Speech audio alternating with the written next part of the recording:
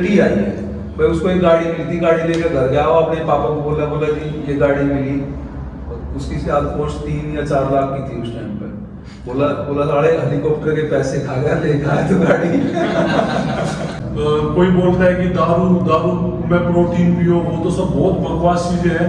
मैं अगर normal 3 time खाना भी खाऊं और दूध भी पीऊं तो 4-5 लीटर तो एक दिन में कवर कर लेता हूँ। भाई अभी अपना क्या प्लान है आगे? भाई अभी अपना आपने वर्ल्ड खेल लिया, Yes. मिस्टर एशिया बन चुके, मिस्टर इंडिया पता नहीं कितनी बार आप रह चुके, तो अब आगे तो फिर एक ही चीज बची हुई है जिसके टाइटल बचे अभी, टाइटल जीतने की बात है। क्या प्लान है? ओवरऑल चैंपियन के टाइटल जीतने। देखो, मेरा मतलब हर बंदे का एक सपना रहता है कि मैं जिस इवेंट में जाऊं उसमें मैं ही टॉप दिखाऊं, दिखाई दूं। तो वही एक मेरा भी सपना है, उसी तरीके से है। तो मैं भी सोच रहा हूँ कि मैं फर्स्ट आया हूँ, मिस्टर इंडिया बना हूँ, ओवरऑल में रनर मुझे मिला है, मोस्ट इम्प्रूवमेंट मुझे मिला है। लेकिन ये भी सपना पूरा होगा तो बहुत खुशी होगी। एक इंडिया का सबसे नंबर 1 खिलाड़ी चुना जाएगा, मतलब ओवरऑल टाइटल लूंगा। तो ये भी एक सपना मेरा बाकी है, कब पूरा होगा पता नहीं। अच्छा, आपको हमने इंडिया के टॉप बॉडी बिल्डर से अभी तक आपका इंटरव्यू हमने दिखाया। हमने आपको मुकेश गुरुजी से मिलवाया, रामनिवास मलिक भाई से मिलवाया, हमने आपको आज अनुज तालियान भाई से मिलवाया, श्यामवीर भाई से मिलवाया। इसके बीच में हम आपको नरेंद्र यादव कमल गोस्वामी से पहले मिलवाया। तो ये सब इंडिया के टॉप मोस्ट बॉडी बिल्डर्स हैं। इन सबका जो डाइट प्लान है ना, वो बहुत अच्छा खाना है। इन्होंने दूध की कभी मना नहीं करी। हाँ, कंपटीशन का टाइम कुछ ऐसा होता है तब एक प्लेयर को शायद दूध वगैरह छोड़ना पड़ता है। बाकी सबने आपको बताया, ये जो आप लोग जो हमारा यूथ है ना भाई, वो क्या करता है आजकल, टीनेजर्स गूगल करते हैं कि क्या था, फिर वो यूट्यूब पे गूगल पे तो आजकल सब कुछ निकल के आता है, फेसबुक वगैरह पे। तो लोग गलत चीजों की तरफ पहुंच जा रहे हैं। उसके बारे में कुछ बताओ आप। आजकल पता क्या है, जो भी जिम जाता है बोला भाई ब्राउन ब्रेड क्या होता है यार, रोटी से बढ़कर कुछ नहीं है। बिल्कुल ब्राउन ब्रेड या ब्रेड वो लोग खाते हैं जिनके यहाँ रोटी की सुविधा नहीं है, जो रोटी नहीं बना रोटी नहीं बना पाते। विदेश में सारा रेडीमेड खाना है, तो उनके यहाँ ब्रेड ही मिलेंगे। ठीक है, साउथ में रोटी नहीं बनाते वो, उनके यहाँ ब्रेड मिलेंगे, चावल मिलेंगे। चलो उन लोगों को भी मान सकते हैं जो बैचलर्स लोग हैं, फैमिली के साथ में नहीं है, चलो ब्रेड भाई हम तो ये सलाह देंगे, देखो ऐसा बॉडी बिल्डिंग महंगा गेम है, लेकिन हम थोड़ा सा इसे सस्ता कर सकते हैं, अपनी घर की डाइट बना, जो हमारे घर में फूड है उन्हें यूज करके। हाँ श्यामवीर भाई, वही बताओ, वही काम की चीजें हैं हमारे यूथ की कि नए बच्चे को जब आया जिम में आपके पास, आपने अपना जिम खोल रखा है, आपका सप्लीमेंट्री स्टोर भी है और दोनों भाई अच्छे लेवल पे भी हो, और अनुज भाई तो आज के दिन इंडिया में टॉप पे हैं, तो आपको नॉलेज की कमी नहीं है दोस्तों। आपको देख ही रहा हो, यहाँ तक पहुंचे हैं तो किसी ने मेहनत की भी कमी नहीं है, वर्कआउट का भी सारा पता होगा। तो हमें ये बताओ, आपकी नया बच्चा जब ज्वाइन करता है आपके पास, तो उसको कैसे क्या चीज खानी चाहिए, ये ध्यान से सुनना है सभी ने। भाई खाने का देखो, एक तो मेन होता है टाइम टेबल। जैसा भाई नॉर्मल आदमी दिन में 3 बार खाता है, कोई 2 ही बार खाता है। ठीक है, एक तो हमें बनाना टाइम टेबल, कम से कम अगर जिम करता है कोई बंदा, उसे बहुत बड़ी मसल डेवलप करनी है, तो कम से कम उसके 6 मील होने चाहिए पूरे दिन में, छोटे बड़े। जैसे सुबह ब्रेकफास्ट हो गया, और ब्रेकफास्ट और लंच के बीच में फिर वो स्नैक्स हो गया उसका, जो भी अपना फ्रूट ले लो, उसमें फ्रूट जूस ले लो या कुछ भी ले लो। फिर 1 बजे लंच हो गया और शाम को 8 बजे डिनर हो गया, तो उसके बीच में फिर ले लो 4 साढ़े 4 बजे कुछ ऐसा फ्रूट ले लो, फ्रूट जूस ले लो, या फिर प्रोटीन वाले आइटम ले लो, कुछ अंडा ले लो या पनीर ले लो, कुछ ऐसे। वो तो उसकी बॉडी के ऊपर डिपेंड करता है उसको देना क्या है उस टाइम पर। ठीक है, फिर शाम को सोते वक्त दूध हो गया, दूध के साथ में ड्राई फ्रूट ले लो। तो मैन तो देखो खाने हैं, हमें खाने में अपने चेंज करना है। और मेरे पास में लड़के आते हैं जिम में, तो बोलते हैं शुरू में आती बोला सप्लीमेंट क्या दो भैया, तो मैं सप्लीमेंट नहीं करता हूँ। सप्लीमेंट की क्या जरूरत है, पहले नेचुरल डाइट अपनी फॉलो कर, पहले अपनी नेचुरल से जितना हो सकता है उतना ले। तो ये सप्लीमेंट की जरूरत बाद में पड़ती है, जब नेचुरल डाइट नहीं खा पाते या फिर उससे हमारा इंप्रूव नहीं हो रहा, तो एक्स्ट्रा के लिए सप्लीमेंट की जरूरत पड़ती है। मेन तो अनुज भाई और सैमवीर भाई अपना घर का ही खाना है, उसी में नेचुरल डाइट। नेचुरल डाइट से बढ़कर कुछ नहीं। उससे जितने इम्प्रूवमेंट कर सकते हैं उतना करो। फिर उसको जब लग रहा है कि अभी काफी इम्प्रूवमेंट हो चुका और इससे आगे इस चीज में इम्प्रूवमेंट नहीं हो पा रहा है, तब सप्लीमेंट और विटामिन ये सब चीज यूज कर सकते हैं। बाकी घर की डाइट तो सबसे बेस्ट है। और आजकल तो अगर जो लड़का शुरू करता है ना जिम, वो आके 2-4 बात करेगा, फिर सीधे पूछेगा भैया साइकिल क्या चला, साइकिल क्या, सप्लीमेंट से भी बढ़ के फिर साइकिल बताते हैं, बोला साइकिल क्या चला। फिर मैं यही बोलता हूँ भाई जीरे की साइकिल है, बहुत अच्छी है, वो चलाओ आप। हम उसको जिराई ने स्पॉन्सर कर रखा ना, मैं बोला बहुत स्ट्रॉन्ग है, उसको चलाओ। नहीं भैया मैं वो पूछ रहा हूँ, मैं बोला उसका मुझे नहीं पता है। हम बताते ही नहीं मेडिसिन के बारे में लड़के, पहले नेचुरल करो यार जितना होता है। और देखो अगर आप ठीक से डाइट खाओगे ना, घर की नेचुरल डाइट अगर आप ठीक से खाओगे तो अगले दिन अपने आप ही वर्कआउट को मन करेगा, ऐसा महसूस होगा बॉडी में जैसा खूब ऊर्जावान बॉडी है, रिकवरी हो जाएगी। अगर आप ठीक से डाइट खाओगे, ठीक से अपनी रेस्ट करोगे तो खुद ही महसूस होगा, क्योंकि वर्कआउट करने के लिए खुद ही मन करेगा जबरदस्त। मैंने एक चीज खुद अपने ऊपर करके देखा है एक्सपेरिमेंट, जो खुद मैं काफी सारे बार करता हूँ, तो मैं घर पे रहता हूँ तो करता ही हूँ। कभी भी आप देखना, अगर आप कितने भी थके हुए होगे ना और आप खाना खा के 1-2 घंटे बाद सो जाओ, आपकी अगर 8 घंटे में कम से कम नींद पूरी होगी और आप उसी टाइम पर अच्छे से दूध पी कर सो, आपकी वो रिकवरी, वो नींद पूरी आपकी 6 घंटे में हो जाएगी। वो डाइट का फर्क होता है। अगर आप मैं दूध पी कर खुद सोता हूँ ना, तो 6 घंटे में मेरी बॉडी ऐसा फील होकर उठता है जैसे एकदम फुल रिकवरी हो गया, एकदम फ्रेश फील करता हूँ।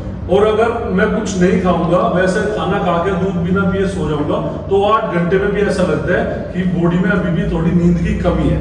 तो ये खाने पीने का, और दूध तो ऐसी सॉलिड डाइट है ना, हम तो दूध में क्या ना बर्थ से होने के बाद दूध पी के बड़े हुए हैं, नॉन वेज से बहुत दूर है। हम तो भाई ऐसे थे जैसा हमारे घर में दूध नहीं हो रहा, हमारे यहाँ पे हमारा कुनबा पूरा ऐसा है भाई, बालक जवान हो गया और बालक जवान हो गया, दूध नहीं हो रहा, तो भाई घर वाले कहेंगे बोले भाई भैंस बांध दो इसके लिए अलग से। तो भाई हम तो ऐसे में 3-3, 4-4 भैंस हमारा खुद रही है। जब भाई ने गेम शुरू किया था ना, मैं तो उस टाइम पर छोटा था, तो जो हमारे ताऊ जी है वो एक 40,000 की झोटी अच्छे वाली भैंस भाई के लिए लेके आए थे हरियाणा से, और ये बोला था ये भैंस तेरे लिए ही है, जितना पिएगा पी, बाकी जो बचेगा वो हम लेंगे, बाकी तुझे जितना पीना है तू पनीर बनवा, चाहे दूध पी, चाहे अपनी दही रख, तो उसके बाद में जो बचेगा वो हम लेंगे, बाकी ये सब ले रही है। हमारी मम्मी के लिए लुगाई बोलती थी, अड़ोस पड़ोस की लेडीज थी, वो बोलती थी बोला क्या खिलाती है तुमने लड़कों। तो भाई वही है, मैं खाना दूध का और घी का खाना, दही का खाना, पहले हमने वही खाया, 3-3, 4-4 टाइम दूध पीते थे दिन में वो, तो उससे इम्प्रूवमेंट का उससे काफी मदद मिली है। अनुज भाई अभी आप कितना दूध पी लेते हैं एक बार में कितना दूध पीते हो? अगर मैं आपको पिलाना शुरू करूं भैंस का दूध, एक बार में कितने लीटर दूध पी जाओगे आप? देखो भाई एक बार की कैपेसिटी तो है मेरी थोड़ी कम, लेकिन मेरी एक दिन की कैपेसिटी बहुत ज्यादा है। कितनी है? अगर एक दिन में मैं मुझे बोलोगे कि भाई तुझे दूध ही पीना है, खाना नहीं खाना है, तो मैं बहुत खुश हूँ, मुझे पीने वाली चीज काफी अच्छी लगती है। एक दिन में अगर नॉर्मल 3 टाइम खाना भी खाऊं और दूध भी पीऊं तो 4-5 लीटर तो एक दिन में कवर कर लेता हूँ। एक दिन में पी लेते हो? अभी भी है? हाँ अभी भी रूटीन है। 5 लीटर दूध अगर घर पर आता हूँ तो मैं ऐसे ही करता हूँ। भाई मैं अभी भी 3 किलो पी जाता हूँ। अभी भी इतना दूध बहुत बढ़िया। अनुज कम पीता है एक बार में, पहले बहुत पी लेता था लेकिन मैं अभी भी 3 किलो पी जाता हूँ। और मेरे बाबा जी, हमारे बाबा जी थे ना, वो 95 साल के होकर गुजरे भाई, ठीक है, वो 92 साल में चल रहे थे, जब घेर में ही रहते थे हम मतलब बाबा, मैं, ताऊ, अनुज, हम घेर में ही रहते थे ज्यादा, दिन में, रात में घर पर सोते थे, तो मैं बाबा जी के पास में रहता था।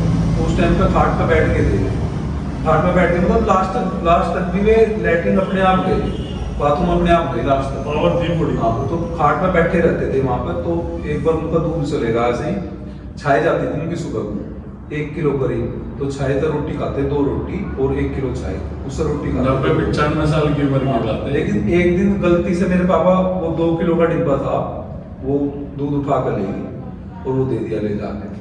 2 किलो का डब्बा था और 2 रोटी थी भाई। उन्होंने सोचा, बोला छाई है शायद, ये मतलब ऐसा होता ना जो दूध जमता नहीं, बोला बिना जमेगी छाई है शायद, और वो लगा कर पी गए भाई, 2 किलो पी गए थे। 92 साल 92 साल की एज में आपके दादाजी 2 किलो दूध पी गए। भाई वो तो हमारे से भी बड़े खिलाड़ी थे, उस टाइम का किसी को पता नहीं था। गांव में रिकॉर्ड था उनका। अगर 3 बफेलो ऐसे लाइन में खड़ी कर देना तो उसके ऊपर से जंप कर जाते थे बिना टच किए। एथलीट थे। हाँ। 3 भैंस मतलब वो एक टाइम भैंस यहाँ वाला कर दी, एक भैंस यहाँ कर दी, एक वहाँ कर दी, एक वहाँ कर दी, तीनों के ऊपर मतलब लंबी कूद भी और ऊंची कूद भी, तीनों के ऊपर को जंप करके ऐसा है। और मेरे पापा जी थे दूसरे, उनका नाम भूल गया मैं क्या नाम था, वे ऐसा 6 फुट हाइट थी उनकी, और ऐसा हाथ के ऊपर ऐसा लाठी रख लेते थे, ऐसा हाथ के ऊपर, हाथ इनके ऊपर डंडा रख लेते थे ऐसे स्टिक। और मेरे पापा जी का नाम भग्गा था, उनको बोलते थे बोला आ जा। और मेरे पापा जी भग्गा पापा जी उनको उसके ऊपर को ऐसा जंप करके कूद सकते थे। उनका रिकॉर्ड था, गाँव में भग्गा बोलते थे उनको। शायद अभी वो तो उठाने की तो बात अलग है, 6 फुट की भी बात अलग है। अगर मैं तो 2 इंच कम हूँ, मैं भी खड़ा कर लूँ तो शायद कोई नहीं कूद पाएगा, ओलंपियन भी नहीं कूद पाएगा। बिल्कुल। तो उस टाइम पे अगर वे आज होते तो आज तो इंडिया के नहीं दुनिया के स्टार। लास्ट तक भी ऐसा किले खड़े थे, मतलब 95 साल के गुजरे ना, ऐसे किले खड़े थे दांतों पे ऐसा लास्ट तक। दोस्तों से पता लग गया हमें कि अनुज भाई तो जेनेटिकली बहुत स्ट्रॉन्ग है, इनके पूर्वज ही बहुत स्ट्रॉन्ग थे और काफी एथलीट टाइप की उनकी बॉडी रही है। अनुज भाई ये बताओ कि एक नॉर्मल इंसान को कितना प्रोटीन खाना चाहिए एक दिन में? ये आप लोगों के लिए पूछ रहा हूँ कि जो नॉर्मल इंसान है, जो जिम नहीं करते, जो हम नॉर्मल हैं, जो किसी कंपटीशन में नहीं खेला जाता, सिर्फ फिटनेस वाले जो लोग हैं, जब जिम जाते हैं, नॉर्मल वर्कआउट करते हैं, फिट रहने के लिए कितना प्रोटीन की रिक्वायरमेंट है एक इंसान को? बिल्कुल देखो, मतलब आजकल के जो फूड हो गए ना हमारे, वे प्रोटीन से भरपूर है नहीं। अगर जैसा कि हम राइस खाएंगे, सब्जी खाएंगे, तो उसमें कार्बोहाइड्रेट तो हम इतना सारा ले लेते हैं, लेकिन उसमें प्रोटीन की मात्रा बिल्कुल नहीं रहती। लेकिन अगर एक नॉर्मल इंसान है जो वर्कआउट नहीं करता है और नॉर्मल है बिल्कुल, उसे कम से कम अपने बॉडी वेट कितना प्रोटीन खाना जरूरी है। अगर आपका 60 kg बॉडी वेट है तो 60 ग्राम आपको प्रोटीन भी चाहिए एक नॉर्मल आदमी के लिए, जिसमें सारे काम होंगे, स्किन रिपेयर वगैरह आपके हेल्थ सही रहेगी, बढ़िया उतना चाहिए, उतना जरूर चाहिए। लेकिन मुझे नहीं लगता शायद उसका आधा भी कोई प्रोटीन लेता होगा नॉर्मल इंसान। और सब बाकी एथलीट से रिक्वायर के ऊपर होता है, जो जैसा गेम खेलता है वैसे उसको खेल के ऊपर डिपेंड करता है। 1.5 ग्राम की, 2 ग्राम की, 3 ग्राम की, उसकी मसल से करते हैं। मतलब ज्यादा हैवी वेट है तो उसको ज्यादा रिक्वायर होता है, तो बॉडी वेट के अकॉर्डिंग और गेम के अकॉर्डिंग प्रोटीन की रिक्वायरमेंट कम और ज्यादा होती रहती है। अनुज भाई कभी लाइफ में ऐसा फेस भी आया आपके में कि आपने सोचा कि भैया मुझे सब कुछ छोड़ देना चाहिए और इंजरी मेरी इस टाइप की हो गई? एथलीट को इंजरी होना जरूरी है, जब आप वर्कआउट करोगे, कोई भी गेम खेलोगे तो इंजरी तो लाइफ ऑफ पार्ट्स है। तो कभी आपको ऐसा फील हुआ कि यार सब कुछ छोड़ देता हूँ और नॉर्मल लाइफ जीता हूँ, या उस इंजरी से आपको ऐसा लगा कि यार कुछ नहीं है इंजरी, मैं और आगे बढ़ता हूँ, इंजरी तो फेस है, छोटा सा निकल जाएगा? देखो, मन में ऐसा कभी नहीं आया, गेम छोड़ने का तो नहीं आया होगा कभी, बिल्कुल कभी नहीं आया। कभी नहीं ऐसा लगा कि अभी गेम छोड़ दूं, नॉर्मल लाइफ जीऊं। वो तो जब से शुरू किया ना, मुझे ऐसा लगता है यार कब अगर गेम छोड़ देंगे तो हम कैसे जिएंगे, ऐसा लगता है। कभी ऐसा फील नहीं हुआ, लेकिन हाँ इंजरी ऐसी जरूर हुई जब लगा कि अब आगे कैसे बढ़ पाऊंगा। कभी अभी एशिया चैंपियनशिप की बात है, रिसेंटली एशिया चैंपियनशिप से 1 या 1.5 महीना बचा हुआ था, तो उस टाइम नहीं, 1.5 महीना नहीं था, 1 ही महीना बचा हुआ था, तो मुझे ऐसी इंजरी हो गई थी, मुझे लग रहा था कि अब मेरा गेम खत्म है, यहाँ मसल फट गई थी। हाँ अभी मेरा गेम खत्म है, बिल्कुल ऐसा लग रहा था। और ये एशिया चैंपियनशिप मैं नहीं खेल पाऊंगा। मैं लेग प्रेस करने के टाइम पे तो यहाँ पे वैसे ही हल्का सा, मैं बैंड भी बांधा हुआ था, लेकिन हल्का सा पेन हुआ। तो पेन हुआ, मैं सोचा चलो कोई नहीं, थोड़ा बहुत तो होता ही है, वेट मार दे तो कहीं ना कहीं थोड़ा फील होता ही है। फिर अचानक ही मैं मारा, एक लास्ट ही रैप मेरा बचा हुआ था, मेरा 5वां सेट था, 5वें सेट का लास्ट रैप बचा हुआ था।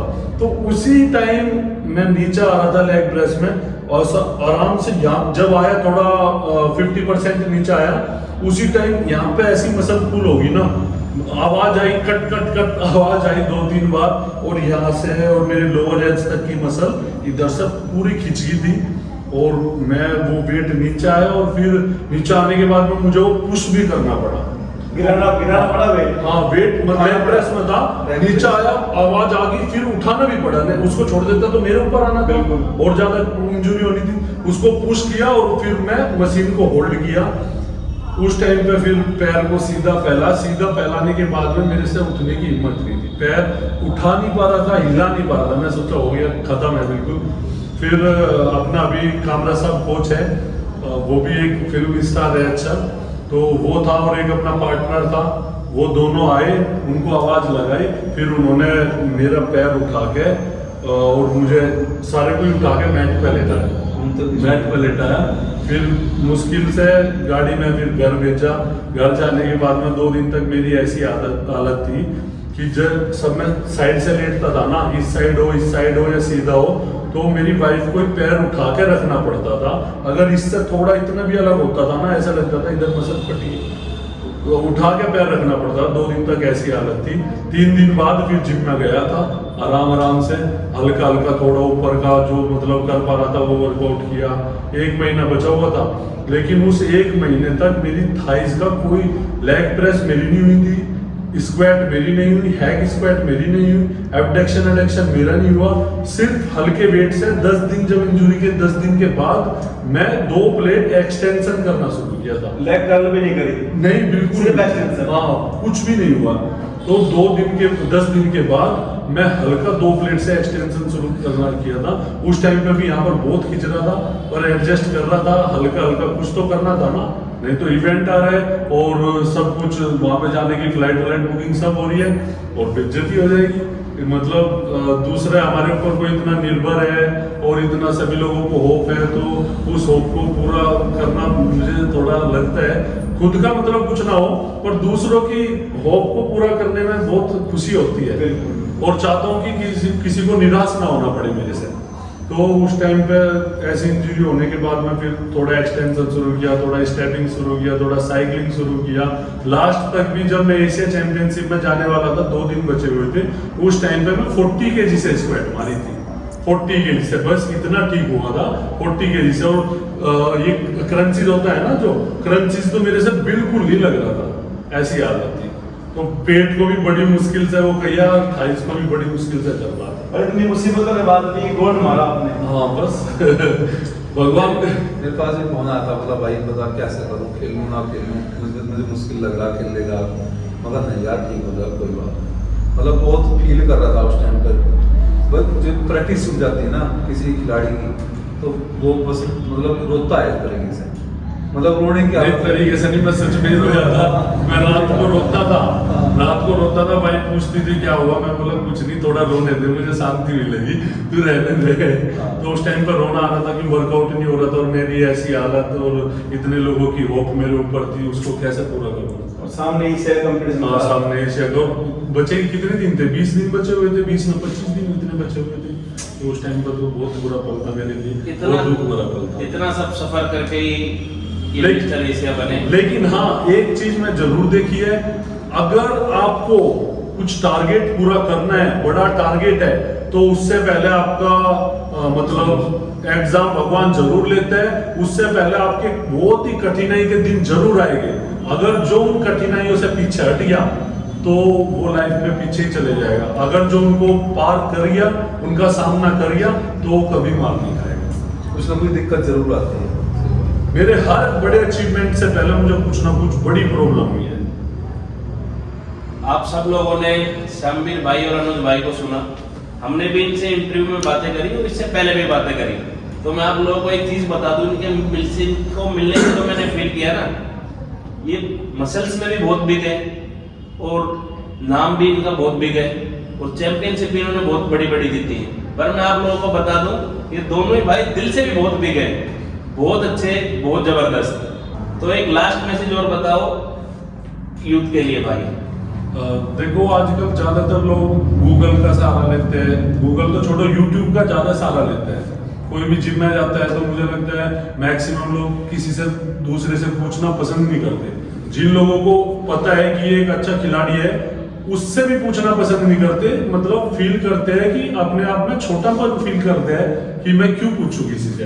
वे अपनी यूट्यूब में देखते फोन साइड में रखते, फिर वो एक्सरसाइज करते हैं। लेकिन उन सब चीजों से ज्ञान नहीं मिलता है। यूट्यूब पे आजकल बहुत फेक चीजें, बहुत बकवास चीजें भी डाल रहे हैं लोग। उनको मैं तो ये बोलता हूँ उन लोगों को बंद करना चाहिए, ऐसे वाले चैनल का यूज नहीं करना, क्योंकि ऐसी ऐसी चीजें डाल रहे हैं जिनसे यूट्यूब पर गलत प्रभाव पड़ रहा है, गलत प्रभाव पड़ रहा है। और वे हम उनके एक आइडियल है, उनको हमको देख के बहुत कुछ सीखने को मिलता है, लेकिन वे यूट्यूब के जरिए में जो ऐसी चीजें डालते हैं ना, फालतू की चीजें, मैं भाई ने सब कुछ वैसे बोला हुआ है। कोई बोलता है कि दारू में प्रोटीन पियो, वो तो सब बहुत बकवास चीजें हैं। और बहुत सारी चीजें मैं बताना नहीं चाहूंगा, जो लोग यूट्यूब देखते हैं और फिटनेस से जुड़े हो उन सब भाइयों को इन चीजों का पता है, लेकिन ऐसे ऐसे लोगों की बात बिल्कुल मत सुनो। एक अच्छे कोच को सेलेक्ट करो, उससे अपनी ट्रेनिंग लो। बिना गुरु के ज्ञान नहीं है। गाइड बहुत सारी चली है, लेकिन गाइड को पढ़कर कोई भी विद्वान नहीं बना है। बिना गुरु के कभी ज्ञान नहीं है। लेकिन युवा भी है ना, युवा भी उस चीज को ही देख रहा है ज्यादा। हाँ। युवा भी उसके पीछे ज्यादा, ये नहीं देखता यार ये देख कि अचीव किसने किया, यानी किसने करके दिखा रखा है, एक ने करके दिखा रखा है और एक उसके बारे में खाली थ्योरी बता रहा है। ठीक है, तो वो उसको तजुर्बा ज्यादा जिसने करके देख लिया, या उसको तजुर्बा ज्यादा जिसने जो सुना रहा बात, या नहीं। देखो नरेंद्र भाई का जब हमने इंटरव्यू लिया था तो उन्होंने अपने इंटरव्यू में एक बात बोली थी, ठीक है मनोरंजन के लिए ऐसे चैनल्स को देखो, पर देखो और बस स्किप कर दो, उसे बिल्कुल भी फॉलो मत करो। फॉलो करो आप अनुज तालियान भाई को करो, शामिर भाई को करो, रामनिवास भाई को करो, मुकेश गुरुजी को करो, नरेंद्र भाई को करो, नितिन भाई को करो, इन सबको फॉलो करो जिन्होंने हमारे देश के लिए कुछ जीता है, जो हम सबके आइडियल है भाई। उनको फॉलो करो। अपना चैनल है तालियान फिटनेस के नाम से, ठीक है। जो भी वीडियो डालते हैं वो अपने तजुर्बे की डालते हैं, जितना हमें तजुर्बा है, एक्सपीरियंस वाले, प्रैक्टिकल है, जो प्रैक्टिकल किया है वही हम बताते हैं उसमें, बाकी और फालतू की बात हम कुछ नहीं बताते। अच्छा शामिर भाई एक लास्ट बात और बताओ, जैसे कोई बिल्कुल नया लड़का है और वो आपको ज्वाइन करना चाहता है, आपने देश को इतना अच्छा चैंपियन दिया है, कोई ज्वाइन कैसे करे, आपको कैसे आपसे संपर्क करे? भाई चैंपियन तो देश की याद किया तो चैंपियन तो ही बनना ही था, और इसकी मेहनत है, ऐसी मेहनत कोई कर पाएगा। ठीक है, मेरे से भी नहीं हुई इतनी मेहनत जितनी इसने कर ली। ठीक है, मैंने सोचा भी था कि अनुज वहां तक पहुंच जाएगा। मैं सोचा था, मैं कहा भाई ठीक है मेरे जितना तो कम से कम करेगा, कोशिश करेंगे भाई, जो मैंने नहीं किया वो अनुज कर ले। बिल्कुल, लेकिन इसने वो करके दिखा दिया। मैंने सोचा भी था कि अनुज इस स्टेज पे पहुंच जाएगा। रही बात दूसरी, भाई अगर कोई ऐसा करना चाहे, ट्रेनिंग करना चाहो, तो यहाँ मेरठ में अपना जिम है, यहाँ का ट्रेनिंग कर सकता है कोई भी। मैं बॉडी बिल्डिंग के लिए मना करता हूँ सबको। बॉडी बिल्डिंग एक मतलब अच्छा गेम इसलिए नहीं है कि भाई पैसा बहुत खर्च होता है, और दूसरा फिर देखो कहीं ना कहीं स्टेरॉइड का भी सहारा लेना पड़ता है थोड़ा बहुत, क्योंकि जो दूसरा बंदा स्टेरॉइड लेकर खड़ा है स्टेज पर तो लेना पड़ता है कहीं से। तो राजवीर भाई वाली बात है कि इसमें मेहनत इतनी करनी पड़ेगी और रिजल्ट कितना मिलेगा। तो भाई वो वही बात है छोटी सी, एक वो अपना एक पुराना बॉडी बिल्डर है बॉबी सिंह। बॉबी सिंह के बारे में बताते हैं, मेरी टीम में लड़का था मणिपुर का, वो बताता है, वो बोला तो बॉबी सिंह को एक चैंपियन बना था एक नेशनल कॉम्पिटिशन में, उसमें इधर में बना था 2012 इधर में चैंपियन बना था। उसको एक गाड़ी मिली थी, वो भाई के वेट में ही था, वो फर्स्ट था और प्लस ओवरऑल टाइटल लिया। हाँ, तो उसके बारे में बताता था भाई। ये तो पता नहीं झूठ है सच है, लेकिन रियलिटी आई है भाई। उसको एक गाड़ी मिली थी, गाड़ी लेकर घर गया, वो अपने पापा को बोला जी ये गाड़ी मिली। उसकी शायद कॉस्ट 3 या 4 लाख की थी उस टाइम पे। बोला साढ़े हेलीकॉप्टर के पैसे खा गया, लेकर आया तो गाड़ी। तो भाई है, पैसे इतने खर्च होते हैं और मिलने मुलाना कुछ खास नहीं है। अगर आप सोचो कि भाई एक ये बिजनेस कर लूं मैं, इससे पैसे कमा लूं बॉडी बिल्डिंग से, तो वो तो भूल जाओ। ठीक है भाई, शौक है, शौक पूरा कर सकते हो। ये जरूर है कि लोग आपको देखेंगे रोड पे चलते हुए, आपको देखेंगे, आपकी प्रशंसा करेंगे, उससे खुशी बहुत मिलती है। भाई दोनों भाइयों से मेरा लास्ट सवाल है कि जो ये यूट्यूब पे गलत प्रचार कर रहे हैं कुछ लोग, गलत युवा को गाइड कर रहे हैं, ये खा लो वो खा लो, इनके लिए कुछ संदेश है कि भाई ये तो बंद करो इसको, या क्या रिक्वेस्ट करो तो उन लोगों से आप? देखो मैं बताऊंगा, असल में कुछ लोग खाने के लिए तो गलत गाइड कर ही रहे हैं, लेकिन ये भी गाइड कर रहे हैं कि 3 महीने में ऐसी बॉडी तैयार हो जाती है और 2 महीने में ऐसी बॉडी तैयार हो जाती है। यार वो पंप थोड़ी है, ये ट्यूब थोड़ी है कि हवा मार दी बॉडी तैयार होगी। ये बॉडी बिल्डिंग तो 3 महीने का, 2 महीने का, 5 महीने का तो गेम है ही नहीं। इनमें तो सालों की काउंटिंग शुरू करो। 3 साल, 2 साल कम है, 3 साल, 5 साल, उनकी काउंटिंग करो। ये इतना छोटा गेम नहीं है यार। एक मसल बनाने के लिए सालों साल लगता है। अगर आजकल के लोग ये 3 महीने में जो तैयार कर रहे हैं ना, उनसे सीधा युवाओं पर सीधा प्रभाव पड़ता है। वो स्टेरॉइड ले, बिना स्टेरॉइड कैसे बनेगा? वो स्टेरॉइड लेने के बाद भी ये 3 महीने में बॉडी तैयार नहीं होती। उसके लिए अगर वो जो तैयारी कर रहा है 3 महीने में कटिंग कर सकता है, लेकिन उसके लिए वो जो लोग बताते हैं ना 3 महीने में मैं ऐसे तैयार हो गया, उसके लिए वे काफी टाइम से वर्कआउट करके आ रहे हैं, मसल बॉडी में बनाए हुए हैं, साल 2 साल लग रहे हैं उसको, और वो 3 महीने में सिर्फ कटिंग किया है बॉडी का। दोस्तों कहना यही है यूथ के लिए, भाई शॉर्ट रास्ते मत अपनाओ, ठीक है, लंबे रास्ते अपनाओ तो टिकाऊ रहोगे, ठीक है। भाई शॉर्ट रास्ते में अपना लिए साइकिल वाला, जब बता रहा था अभी, बोला साइकिल पूछते हैं आकर, तो वही वो रास्ते मत अपनाओ। सॉलिड खाओ और सॉलिड बनाओ, ठीक है। भाई देखो ये तो बात जरूरी है, एक्स्ट्रा करने के लिए एक्स्ट्रा खाना पड़ेगा, लेकिन वो जो आप नेचुरल खाओगे ना वो टिकाऊ बनेगा। हम टिकाऊ इसलिए हैं सर, मेरी 43 साल उम्र होने वाली है, ठीक है। मैं टिकाऊ इसलिए हुआ था कि मैं नेचुरल पर ध्यान दिया जाता है, सप्लीमेंट पर ज्यादा ध्यान नहीं दिया। सप्लीमेंट जरूरी है एक स्टेज बाद है, लेकिन शुरुआत में सप्लीमेंट का, मेडिसिन का सहारा बिल्कुल ना लो, तो आप लंबे चलोगे, ठीक है भाई। अगर 1-2 महीने का बॉडी बिल्डिंग का खेल होता और 1-2 महीने आपको कहीं बॉडी दिखानी होती तो भाई वो बना लो, लेकिन ये 1-2 महीने का खेल नहीं है। शरीर पूरी जिंदगी काम आता है, ये पूरी जिंदगी ये दिखाना होता है, पूरी जिंदगी ये आपकी पर्सनैलिटी बनाता है, ठीक है, अट्रैक्ट करता है लोगों को। तो इसको 1-2 महीने का खेल मत बनाओ, मेरा ये कहना यही है। अच्छा, हमारे पास में जो लड़के आते हैं ट्रेनिंग के लिए, हम उनको भी कम से कम 1 साल के लिए ट्रेनिंग देते हैं। 1 महीने के लिए नहीं बोलते, 1 साल के लिए बोलते हैं, क्योंकि कम से कम 1 साल लग ही जाता है बॉडी को चेंज करने में अच्छे से, ठीक है भाई। तो यही कहना। तो शामिर भाई, अनिल भाई, बहुत बहुत धन्यवाद आपका बात करने के लिए। और आप लोगों को इंटरव्यू अच्छा लगा हो, बातें अच्छी लगी हो, तो हमारे चैनल को लाइक, शेयर और सब्सक्राइब करें। जय हिंद। जय श्री राम।